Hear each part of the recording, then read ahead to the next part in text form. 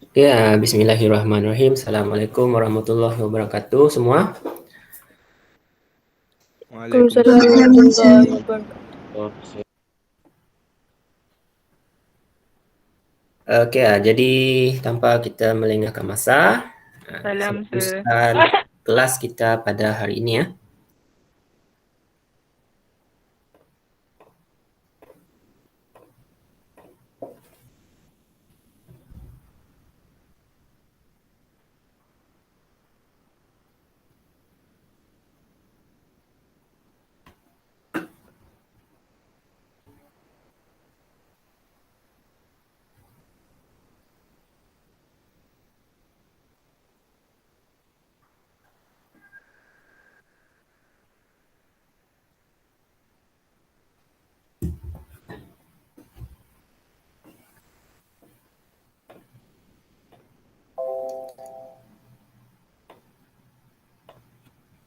Oke, boleh nampak slide? Boleh, Sir. Sir. Oke, terima kasih. So, untuk hari ini kita sambung lagi pelajaran kita masih lagi dalam chapter 12 Polymer.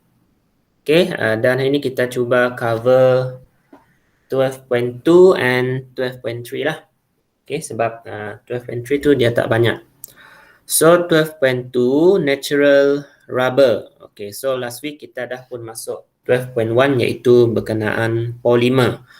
So dalam last week tu polimer kita ada natural polymer dan juga synthetic polymer. Okay, and then polymer ni kita boleh categorize into three berdasarkan kepada dia punya karakteristik. Apa 3 jenis polimer yang kita dah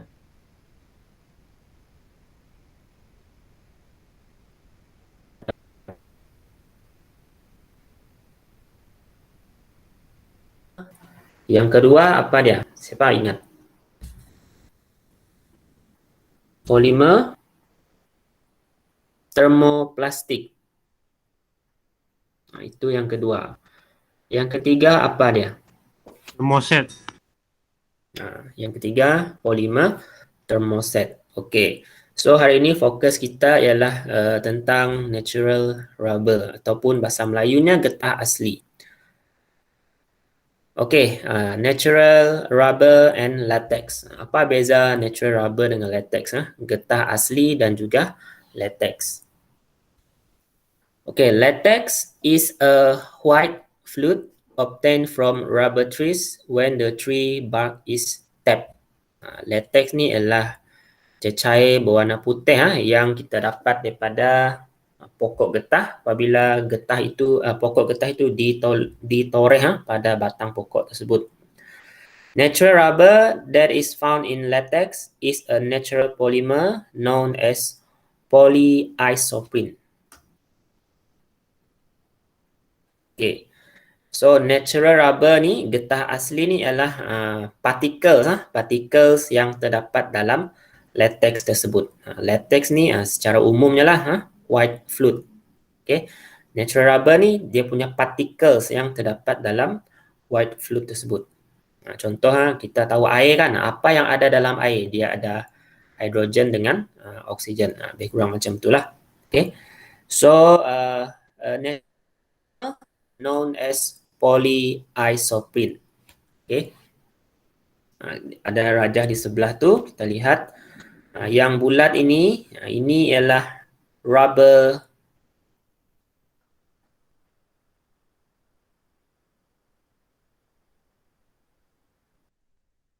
particle. Rubber particle. Okay. Bayangkan dia seperti bentuk segi bola. Okay. So di bahagian luar iaitu membran dia ni, okay, protein membran dia is negatively charged.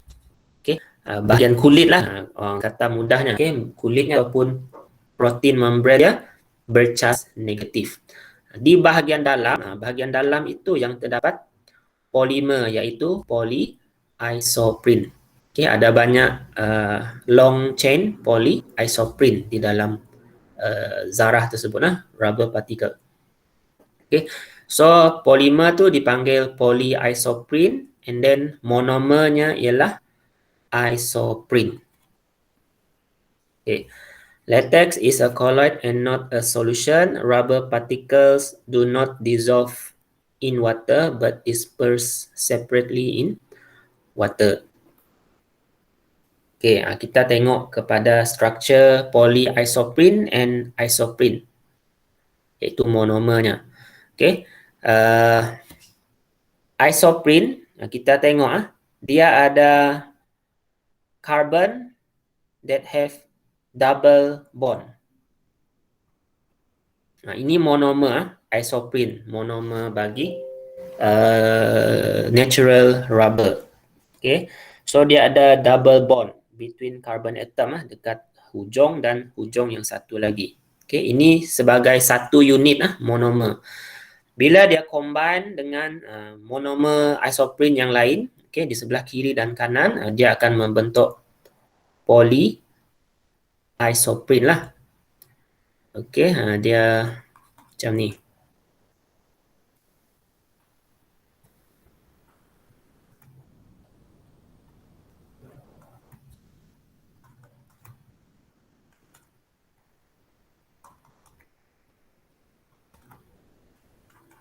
Okay, ini satu unit isoprene. Kalau kita ada satu lagi isoprene di sebelahnya,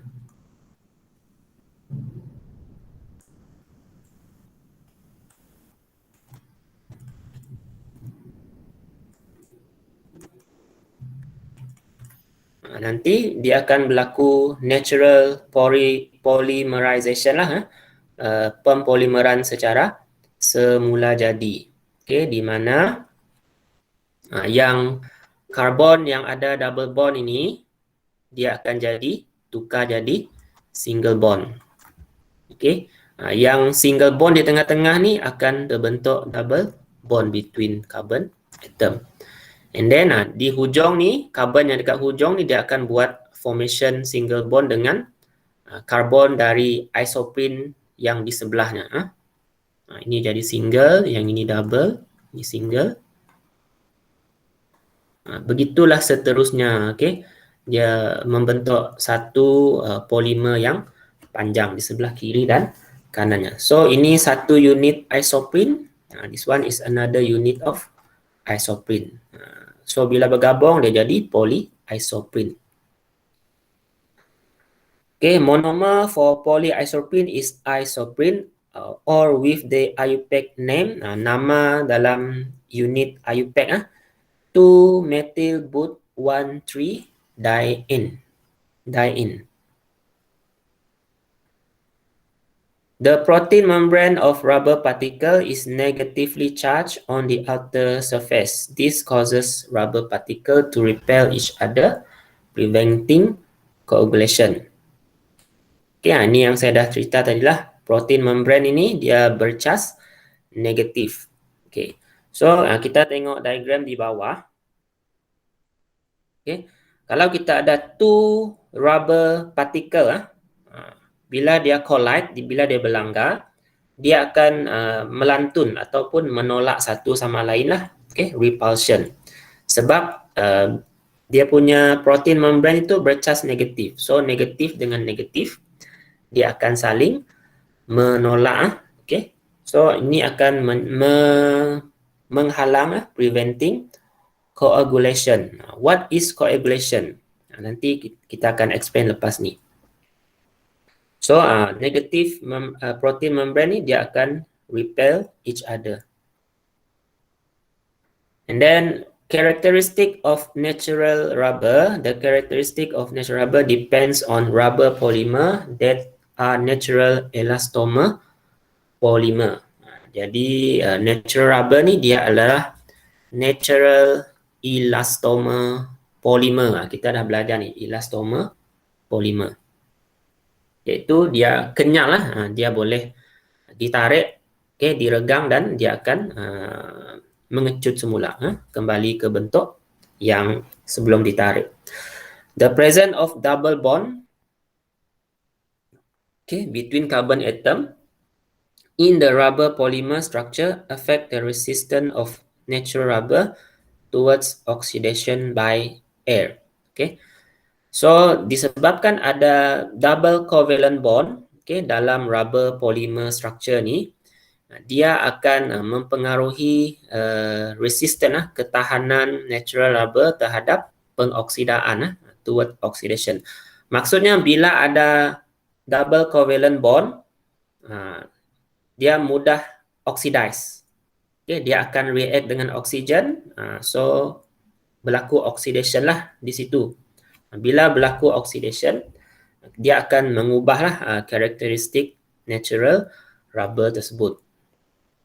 So ini ialah basic characteristic of natural rubber, okay, getah asli.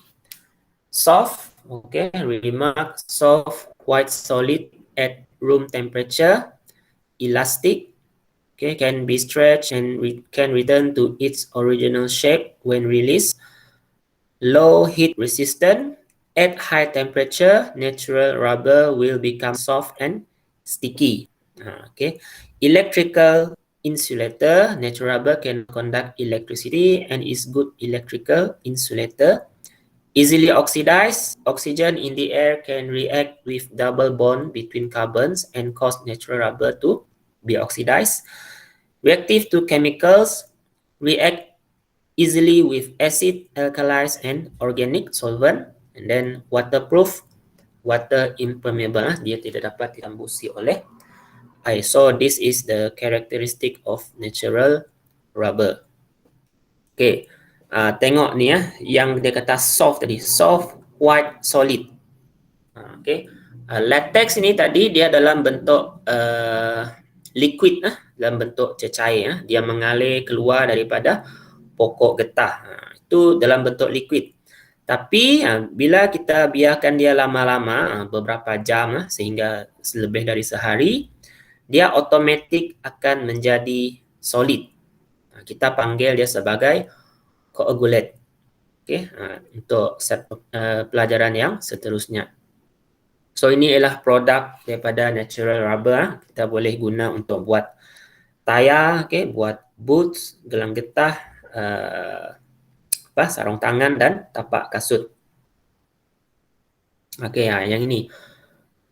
Coagulation of latex. Okey, ini silap X.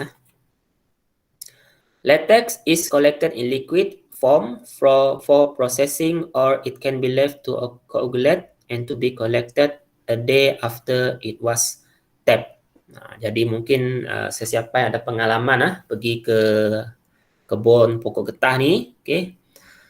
Latex ini, cecair ini, dia dikumpul daripada pokok getah dalam bentuk cecair, okay. Ataupun kita collect yang dalam bentuk pepejal yang telah pun dibiarkan coagulate. Maksudnya dia dah, bahasa Melayunya, menggumpal. Okay, menggumpal, dia dah jadi segumpal, dia dah jadi bentuk pepejal. Okay. The collection of latex in liquid form should be done quickly because once exposed to the air for a few hours, the latex will start to coagulate and turn solid. Okay, ini biasanya orang pergi menoreh getah pada dini hari yang awal pagi, pukul 3, pukul 4. Okay. Bila dah matahari dah naik, pukul 6, pukul 7, baru mereka akan collect lah latex ni, cecair getah ni tadi sebelum dia menjadi beku, sebab dia nak dalam keadaan liquid. So what causes latex to coagulate, and in what way can latex be prevented from coagulating? Apakah yang menyebabkan latex ni tadi coagulate, menggumpal menjadi pepejal, dan apakah cara untuk kita menghalangnya from coagulating, menghalang dia dari menggumpal? Okey, so far ada apa-apa soalan kah nak tanya? Tak dah, sir. Tak dah. Okey, saya sambung. So, actually kita ada eksperimen lah, coagulation of latex. Okey, kita nak mengkaji apakah bahan okay, untuk menyebabkan coagulation of latex and how to prevent the latex from coagulation. Okay, so kita tengok sepintas lalu lah. Variable lah, manipulated variable, ethanoic acid and ammonia. So ini yang akan mempengaruhi sama ada coagulation of latex tu berlaku ataupun tidak. Okay, so kita lihat prosedur, label the beaker A, B, and C respectively, measure 20 cm of latex using cylinder, measuring cylinder, pour into each beaker, measure 2 cm of ethanoic acid, pour the acid into beaker A while stirring continuously with a glass rod.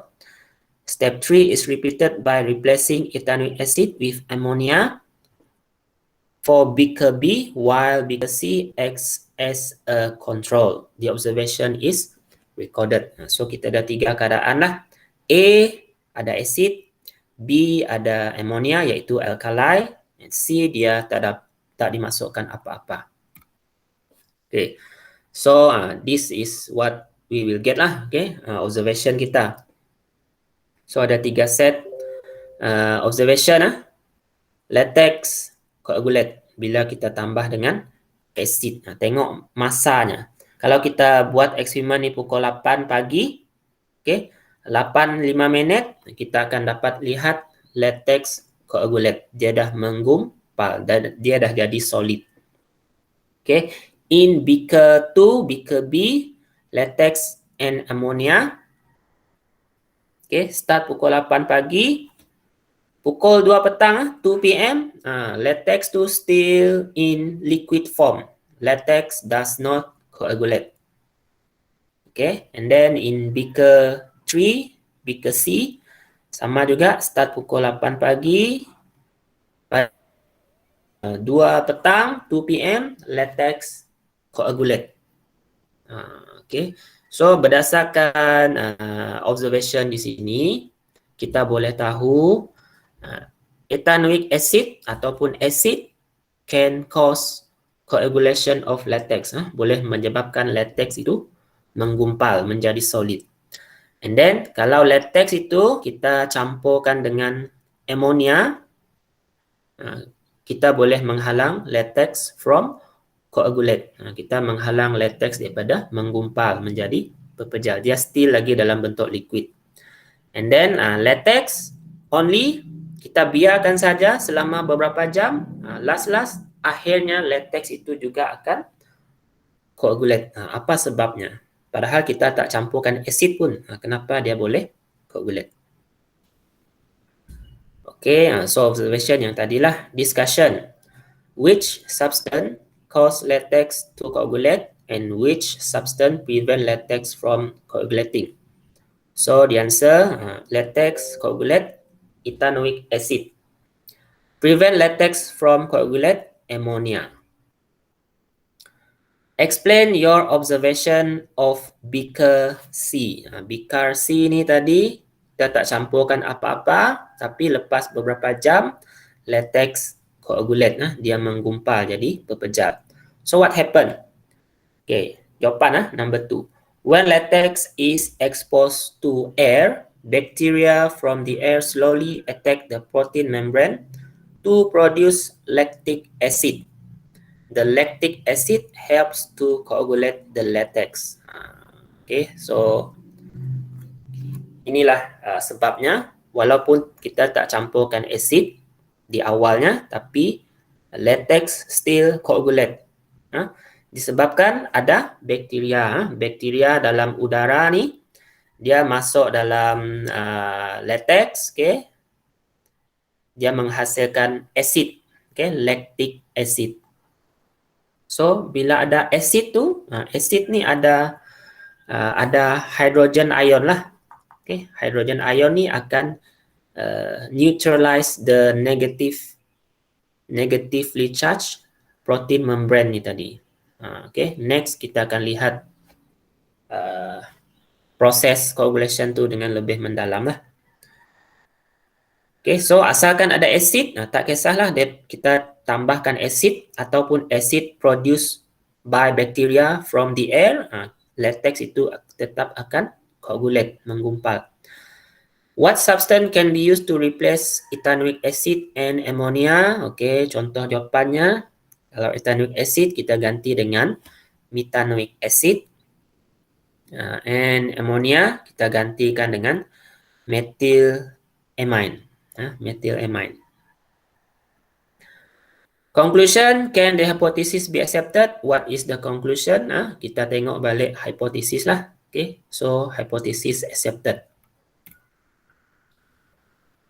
Okay, ini coagulation process of latex. Macam mana latex itu daripada liquid dia boleh jadi solid. Dengan lebih detail lah, kita tengok lebih detail. Acid can coagulate the latex by neutralizing the negatively charged protein membrane. Coagulation takes place by adding a weak acid into the latex, or it can occur naturally by leaving the latex exposed to the air. Bacteria in the air enter the latex and secrete lactic acid, which eventually causes the latex to coagulate. Okay. So, cerita pasal penoreh getah tadi, dia toreh getah awal pagi, pukul 3, pukul 4. Bila matahari naik, pukul 7 macam tu, dia dah collect balik latex dalam bentuk liquid tu. Okay. Sebab nak elakkan, kalau terlalu lama expose dengan udara, nanti lama-lama latex boleh jadi pepejal lah. Because ada bakteria dalam udara, dia produce lactic acid, which can cause latex to coagulate. This is the process, coagulation of latex. So, first tadi kita dah awal-awal terangkan, the negatively charged protein membrane causes rubber particles to repel each other. Okay, awak bayangkan kita ada banyak bola, bola bentuk sfera tu. Okay, so bola ni saling menolak antara satu sama lain sebab dia masing-masing bercharge negatif. Okay, then hydrogen ions from acid neutralize the negatively charged protein membrane. Okay, so bila kita masukkan acid, okay, contohnya ethanoic acid ataupun acid produced by bacteria, okay, the hydrogen ion from acid will neutralize the negatively charged protein membrane. Sekarang protein membrane tu dah neutral, dia tak ada charge positif atau negatif, dah neutral. So bila neutral, the rubber particles collide with one another that cause the protein membrane to break. Okay, bila rubber particle ni berlanggar, protein membrane itu akan pecah. Bila dia pecah, okay, yang keempat, rubber polymer, yang dalam rubber particle ni tadi ada rubber polymer. Polymer itu ialah polyisoprene ni tadilah. Okay. Rubber polymer combine with one another that cause latex to coagulate. Nanti rubber polymer daripada rubber particles yang lain-lain ni dia boleh bergabung antara satu sama lain. Okay. Lama-lama dia akan coagulate lah menjadi pepejal. So daripada cair dia menjadi pepejal. So ini 4 proses lah in coagulation of latex. Biasa ditanya dalam soalan esei. Explain the coagulation process of latex. So 4 poin inilah awak kena terangkan. Okey, ada masalah? Ada masalah pula. Ada soalan sebelum saya teruskan? Tiada.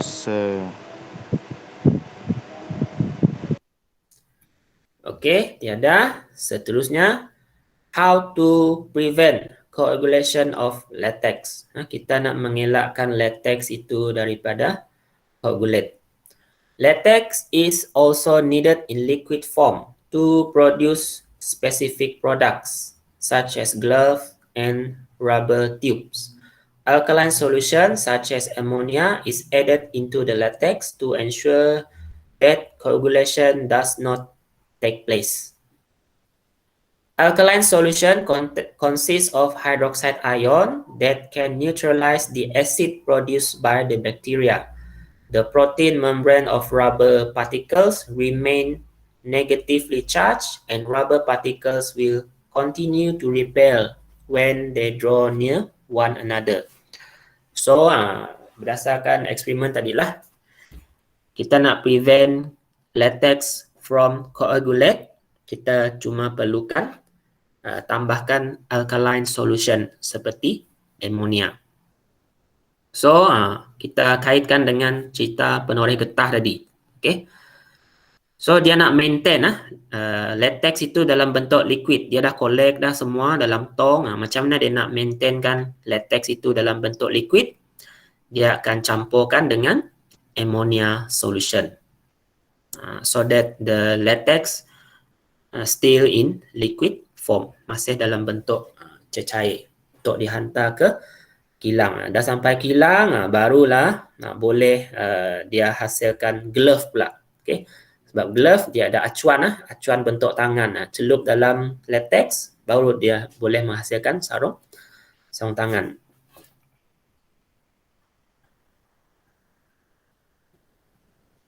Okay, so alkaline ni tadi dia ada hydroxide ion. Hydroxide ion ni dia akan maintainkan negatively charged pada protein membrane ni tadilah. Okay, so kalau ada bakteria daripada udara, dia produce lactic acid. Hydrogen ion tu akan dineutralkan oleh hydroxide ion from alkaline solution. So itu cara untuk prevent latex coagulation.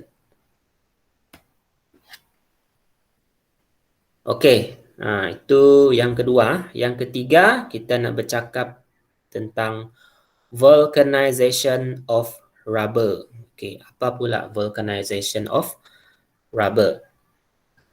Okey, seperti yang kita dah tengok tadi, characteristic of natural rubber. Okey, soft, elastic, low heat resistant, electrical insulator, easily oxidized, reactive to chemicals, waterproof. Okay, so di antara 7 karakteristik ni, boleh tak awak beberapa orang lah bagi tahu saya apa karakteristik ni yang nampak lemahnya, yang kita perlu tambah baik? Lembut, soft. Soft nah. Soft ni kita perlu upgrade dia lagi. Lain? Low heat resistance. Low heat resistant. Lagi?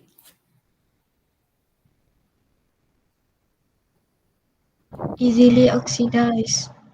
Easily oxidized.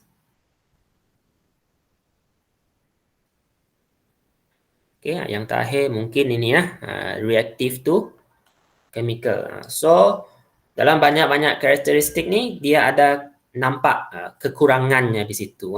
So, kita perlu upgradekan karakteristik ni supaya kita nak hasilkan produk yang lebih baik lah.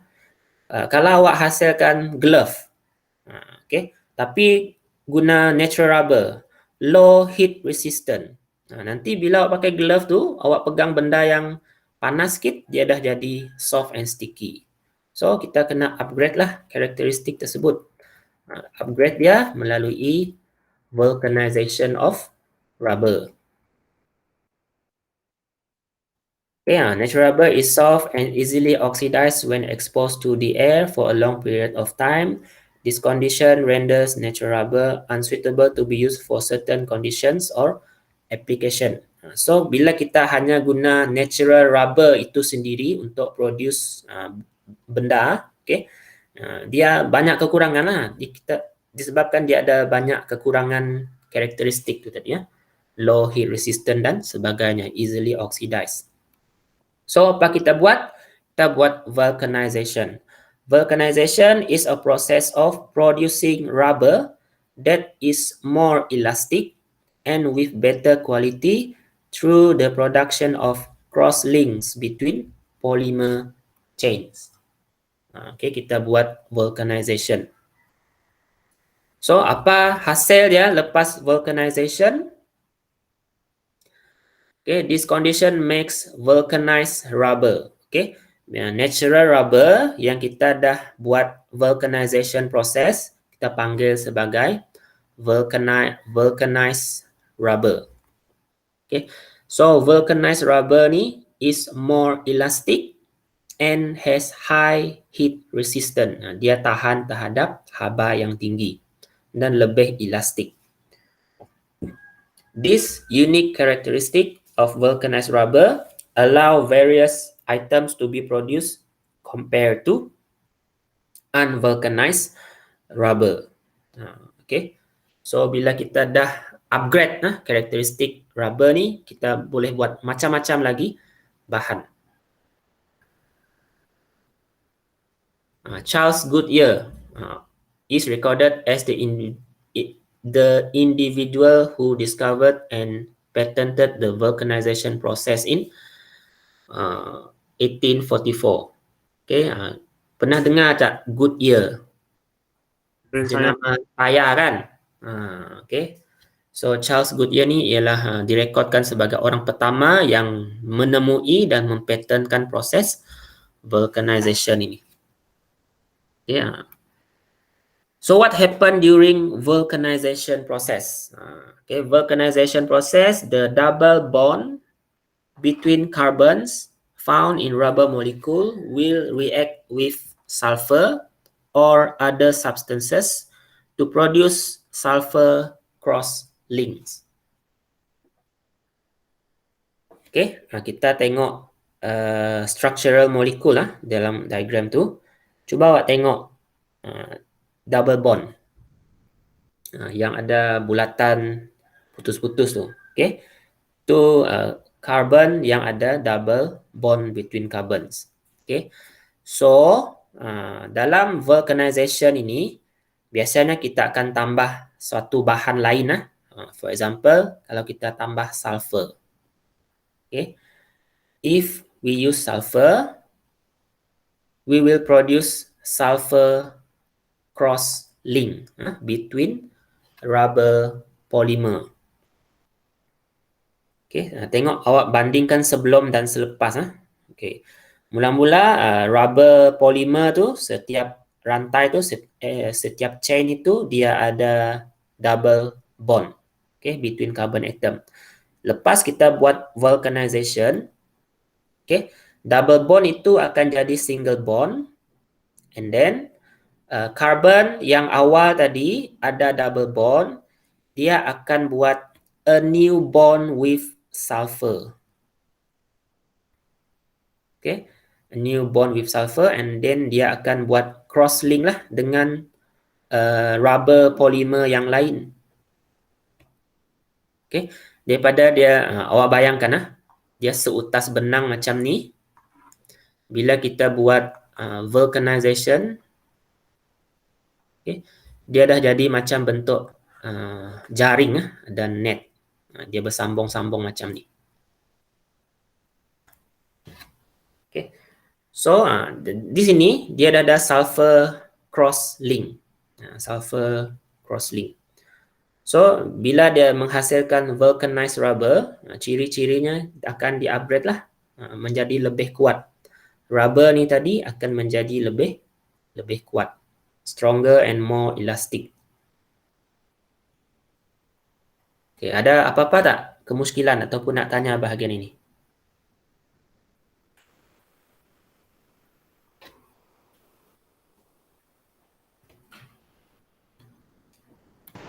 Tak ada saya. Okay, saya harap boleh dapat kaitkanlah macam mana vulcanization ni berlaku. Dia melibatkan double bond, carbon atom yang ada double bond. Double bond akan jadi single bond, and then carbon atom itu akan buat cross link, sulfur cross link dengan polimer, rubber polymer yang lain. Dia akan membentuk jaringan lah. Okay. So ini juga kita ada activity vulcanization of rubber. Okay, boleh baca sendirilah prosedurnya. So saya nak fokus pada discussion saja. What is the function of ethanoic acid? Ethanoic acid kita dah belajar sebelum ni lah, iaitu to coagulate latex.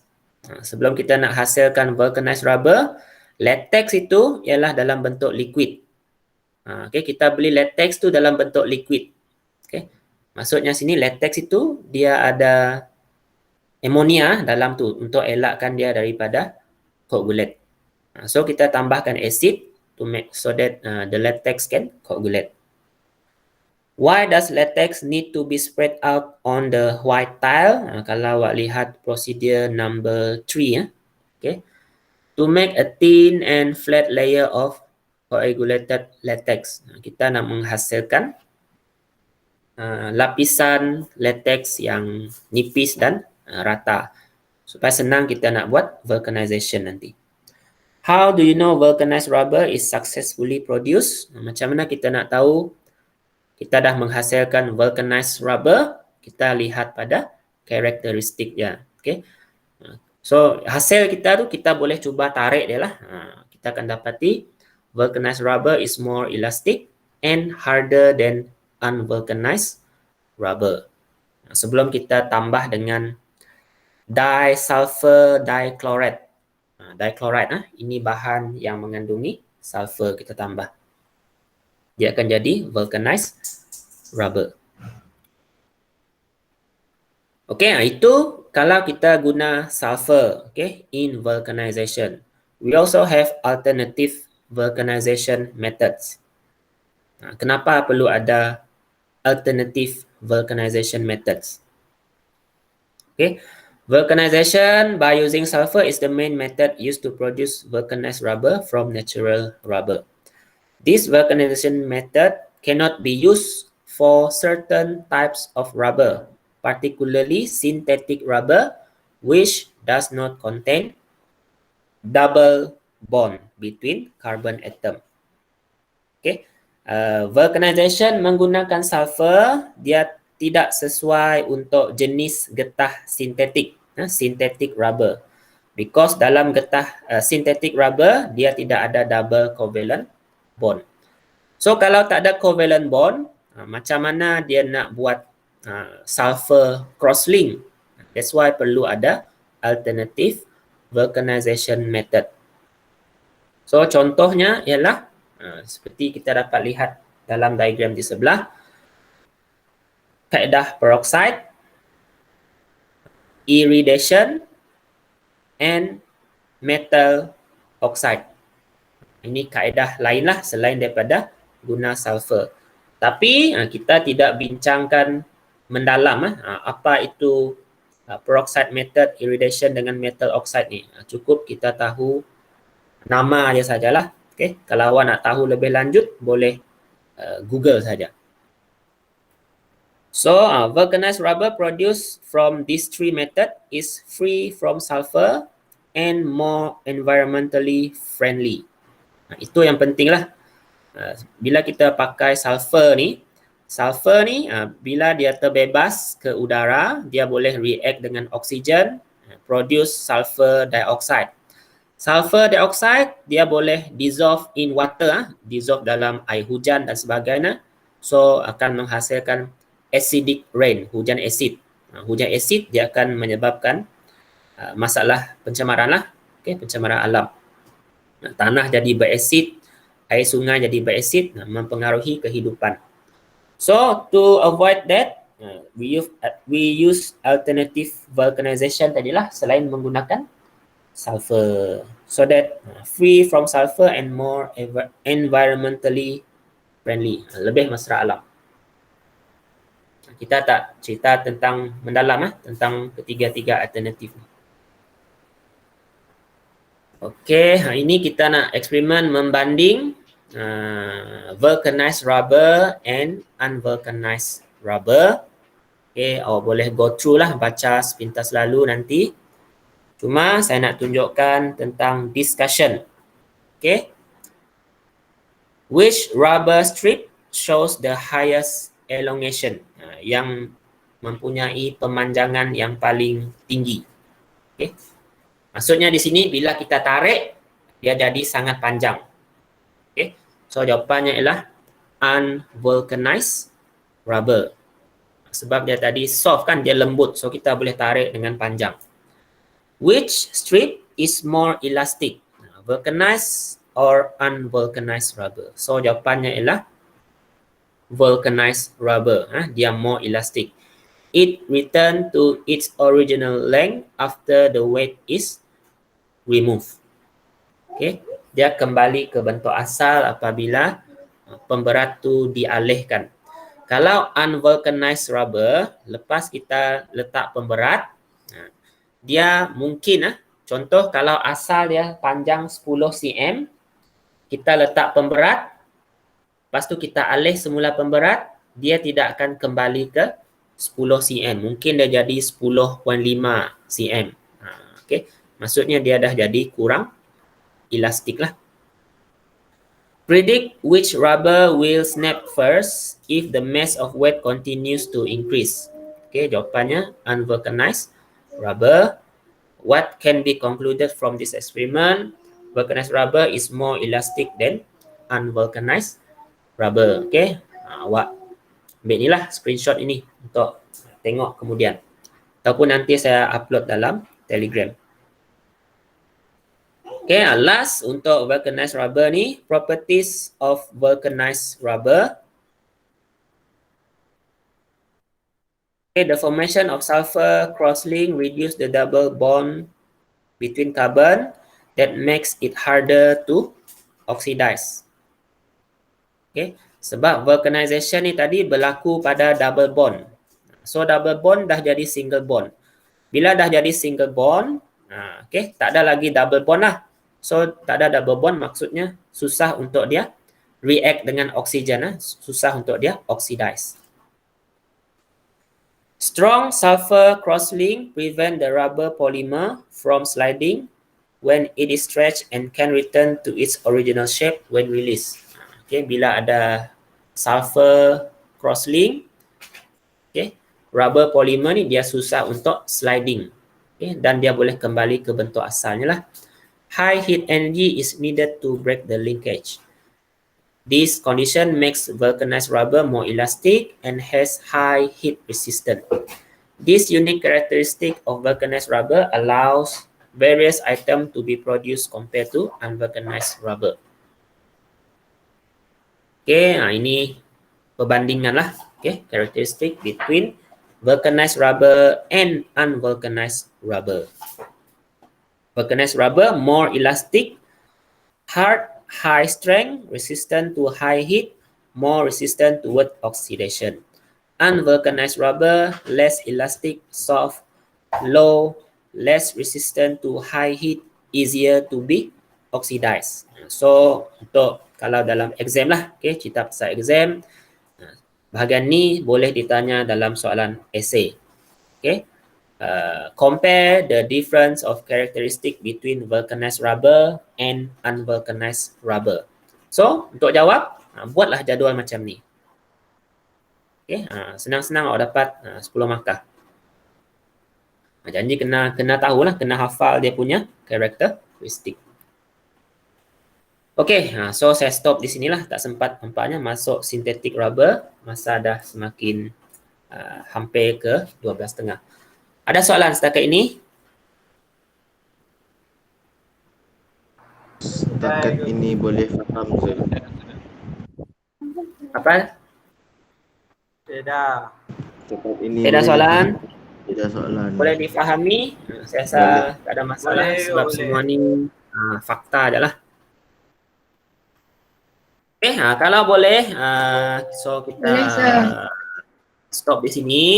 Okay, saya sambung kelas yang seterusnya untuk synthetic rubber ni. Dia tak banyak, 4 slide je sebenarnya. Okay, sebelum kita bersurai,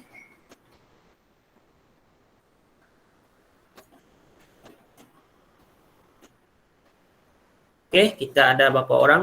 5, 10, 15, 18 orang. Okay, so itu saja untuk kelas kita pada hari ini. Kita sambung lagi pada hari Jumaat. Terima kasih semua kerana join kelas hari ini. Maaflah kalau saya terlalu laju sebab saya nak cepat habis. Okay. Tapi nampaknya tak berjaya juga. Kalau ada soalan boleh tanya dalam grup ataupun personal lah PM. Itu saja. Sekian, terima kasih. Assalamualaikum warahmatullahi wabarakatuh. Waalaikumsalam. Thank you, sir. Thank you, sir. Okay. Terima kasih, Go. Sama-sama.